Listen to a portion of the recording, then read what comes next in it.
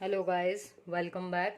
आज की वीडियो में हम डिस्कस करने जा रहे हैं कि यदि हमको यूज़र से इनपुट लेना है और एक साथ में एक से ज़्यादा वैल्यूज़ लेनी है तो हम किस फंक्शन के थ्रू पाइथन में यूज़र से इनपुट ले पाएंगे।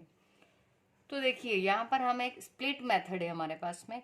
इससे पहले वाली वीडियो यदि आपने नहीं देखी हो तो उसको ज़रूर देखें। उसमें हमने इनपुट फंक्शन के बारे में बात की थी, तो इनपुट फंक्शन आप वहां देख के आ जाएं। उसके बाद इसी में हम क्या कर रहे हैं, एक स्प्लिट मेथड को भी अपेंड कर रहे हैं इसी के साथ में।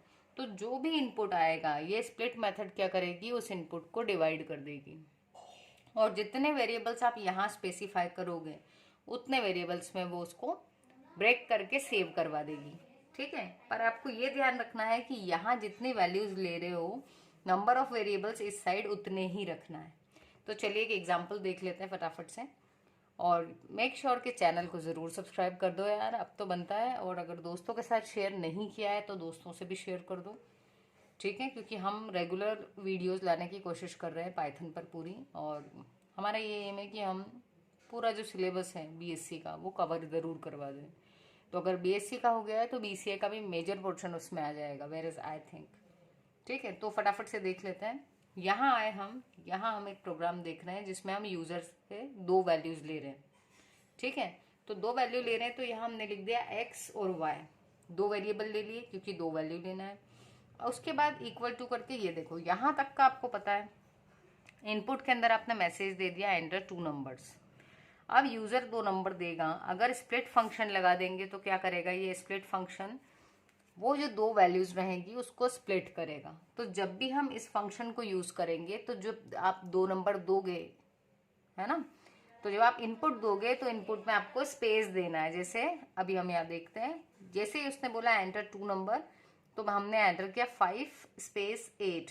तो ये जो स्पेस है इससे उसको पता चल गया स्प्लिट वाले फंक्शन का जो सेपरेटर होता है बाय डिफॉल्ट स्पेस होता है।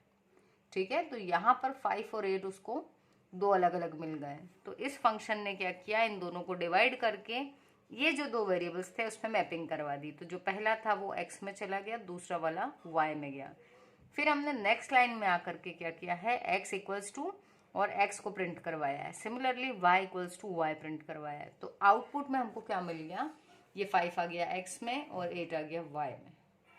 ठीक है, तो यदि सिर्फ इनपुट यूज करोगे तो केवल एक वैल्यू दे पाएंगे हम एज ए इनपुट, पर अगर एक से ज्यादा चाहिए तो फिर हम क्या करेंगे, स्प्लिट फंक्शन।